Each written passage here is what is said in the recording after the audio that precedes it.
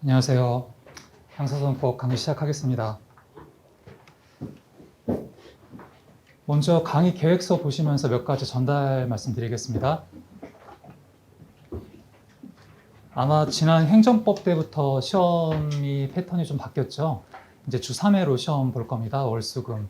그에 맞춰서 형사소송법도요. 이번부터는 그 월수금 시험이기 때문에 수요일부터 시작이 됩니다. 3회차에서.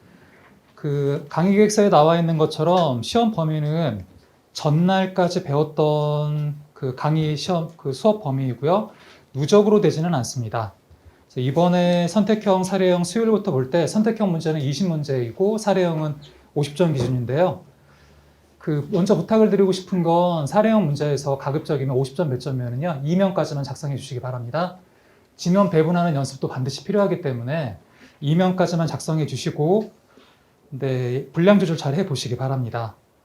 선택형 문제는 계속 20문제로 나오는데 마지막 3월 1일 날 수요일 날 시험 볼 때는요 10문제만 봅니다. 그래서 그때는 60분 시험을 볼 거예요. 그 전에 제가 다시 한번 공지해 드리도록 하겠습니다. 마지막 시험은 10문제 선택형 그리고 60분 시험입니다. 문제는 지난 형법과 유사하게 이번 순환 때는 예비 순환이기 때문에 일부러 지엽적인 부분에서 어렵게 내지 않습니다. 가급적이면 빈출 쟁점이나 빈출 판례 지문들로만 구성을 합니다. 그렇게 어렵지는 않을 거고 오랜만에 형사소송법을 보기 때문에 기억이 안 나거나 어렵게 느껴질 수는 있어요. 그 지문들은 반드시 잘 정리해 두시기 바랍니다. 그리고 기록형 같은 경우에는 전형적인 쟁점만 보게 될 거예요. 최근 변모 문제를 제가 한 2개 내지는 3개 같이 풀어보려고 준비를 해놨는데요.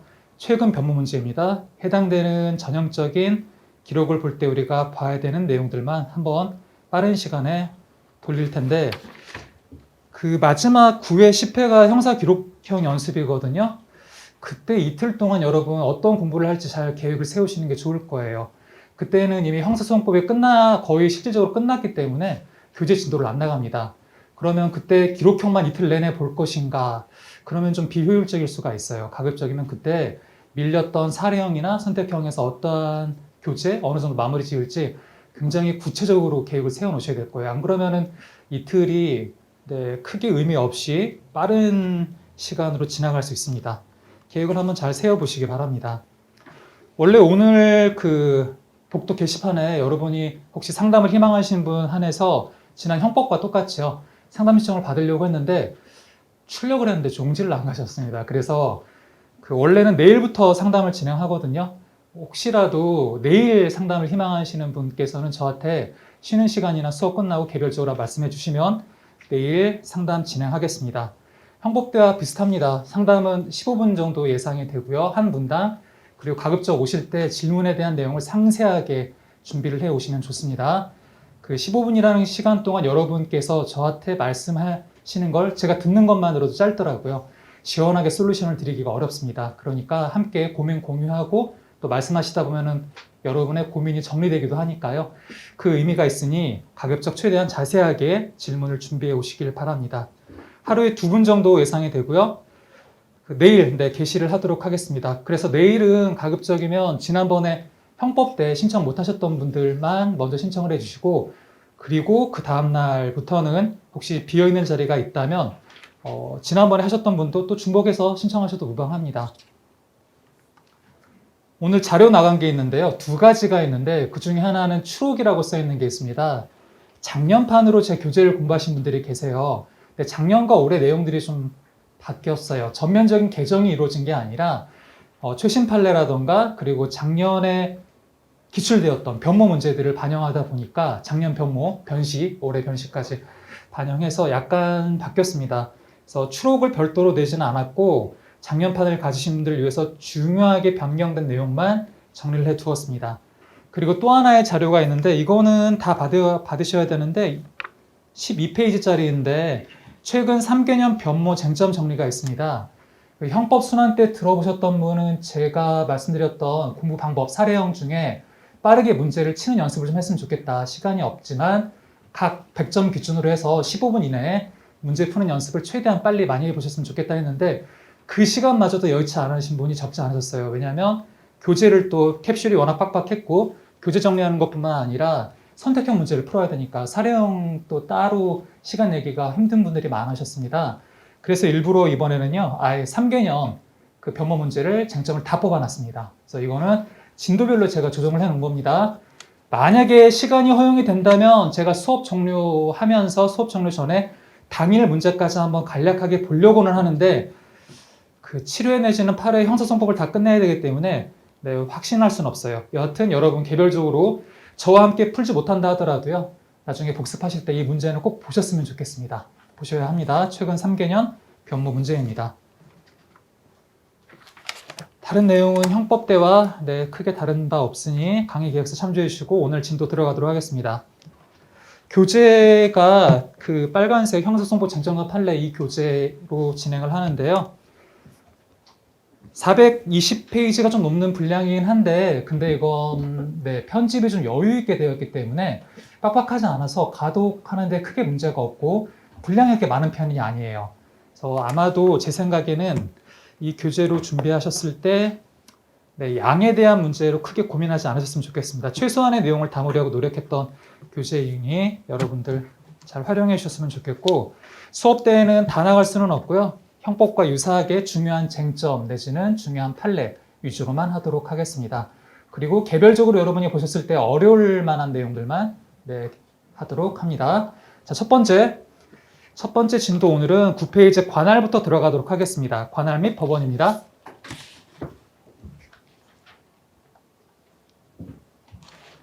이 부분은 사례형에서 우리 변시에서는 전면적으로 낸 적이 거의 없죠. 이 부분 다른 직렬에서는 사례형으로 나오기도 하는데요. 우리는 지금까지 선택형 위주로만 출제가 되었습니다. 그런데 이 해당되는 부분 판례들 분명히 풀어본 적 있으실 거예요. 확실하게 정리가 안 돼 있으면 문제로만 이해를 하고 문제로만 암기하시면은요. 나중에 살짝만 바꿔도 잘 틀리게 됩니다. 기본 개념과 의의를 정확히 이해를 못하면 그렇게 되거든요. 이 기회에 오늘 관할 및 법원에서 해당되는 선택형에서의 빈출 내용 좀 정리해 보도록 하겠습니다. 자, 로마자 1번 병합심리 및 관할의 경합이 나오는데요. 병합심리, 병합이 나옵니다. 첫 번째 아라비아 숫자 1번, 2번 병합심리가 나오는데 3번은 관할의 경합이 나오고요. 병합과 경합, 이거 선택형 풀 때 생각 없이 보시는 경우 많거든요. 그러다 보니까 맨날 헷갈리고 네, 와닿지가 않아요. 병합과 경합, 비슷한 말 같은데 뭐가 다를까요? 병합과 경합, 차이가 뭐죠? 병합 같은 경우에는요. 이미 소송이 진행이 되고 있어요. 두 개의 사건이 이미 소송 계속 중인 겁니다. A 사건, B 사건 이미 각각 다른 법원에서 재판이 진행되고 있는 중이에요. 그런데 피고인은 한 명인데 그 피고인에 대해서 A죄, B죄 두 개의 죄를 각기 별도의 법원에서 심리하는 것보다는 기왕이면 하나의 법원에서 심리하는 게 실체적 진실을 발견하는 데도 용이할 수 있고 또 심리의 편의도 도모가 되고요. 그래서 야, 피고인 하나인데 이 재판, 저 재판 두 군데서 하지 말자. 그냥 하나의 법원에 몰아주자. 이게 병합 심리입니다. 이걸 먼저 의의를 알고 가야지 기억이 오래 가요. 자, 그러면은 어떠한 법원으로 몰아주면 좋을까 했었을 때 두 가지가 나눠집니다. 자, 사건은 기본적으로 이게 1심에서 단독 사건인 경우와 그리고 상대적으로 더 난이도와 크기가 큰 합의부 사건으로 나눠지는데요. 거의 대부분의 사건은 다 단독 사건이죠. 압도적입니다. 단독 사건이 거의 압도적으로 비중이 많고 합의부 사건은 그렇게 많지 않아요. 합의부 사건 같은 경우에는 단기 1년 이상의 징역, 금고에 처하는 네, 그 정도의 과형이 나오는 범죄여야 되거든요. 대부분 단독 사건에 해당됩니다. 이 사안에서 여기 봐보면요. A 사건이 서울중앙 단독으로 배정이 되어 있고요. 경미한 사건이고 B 사건은 네, 사건의 크기가 큽니다. 서울중앙 합의부에 들어가 있습니다. 각각 지금 피고인은 갑으로 똑같은데 재판이 두 군데서 열리고 있는 거예요. 야, 번거롭다. 뭐하러 두 군데서 해? 피고인 한 명이니까 한 재판부에 몰아줘도 되잖아. 그게 병합심리거든요. 어디에 몰아주면 좋을까요? 어디에? 단독 사건, 단독 판사님에게 몰아주면 좋을까요? 합의부에 몰아주면 좋을까요? 합의부입니다. 이유가 뭐죠? 보다 신중한 심리를 할 수 있거든요. 합의부에서는 3인, 재판부가 3인으로 구성되잖아요. 신중한 심리가 가능합니다. 그렇기 때문에 누가 여기서는 가져간다? 서울중앙 합의부에서 가져가게 됩니다. 서울중앙. 근데 이게 아닌 경우가 있어요. 서울 서부 단독과 그리고 서울 중앙 단독 이 두 가지의 사건이 병합되는 경우가 있습니다. 이건 어떡하죠?